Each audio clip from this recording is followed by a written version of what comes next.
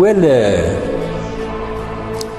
ሎጂካሊ ስናየው የሴት ልጅ ጡት ከህፃን ልጅ ቀለብነት በተረፈ ለምን እንደተፈጠረ ታውቂያለሽ? አይሽ ሲያዩሽ ግን ስገለፍጪ፣ ስታሞጠሙጪ፣ ስታፈጪ እምታውቂ ትመስያለሽ። ቡልሺት ደደብ። መምህር አንድ ጥያቄ አለኝ። የምን ጥያቄ? ሎጂካሊ ስናየው እርሶ ደረት ላይ የተለጠፈው ጡት ለምን ነበር የተፈጠረው? ለምን ጠየቀኝ? ካላወቅከው ደደብ ብዬ ልሰድ። ማነህ አንተ እኔን የምትናገረኝ?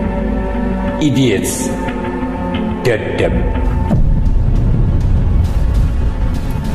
ለግቢው አዲስ ኮንክ ከዚህ በኋላ አውቅ። ሰመረ ይፍራው።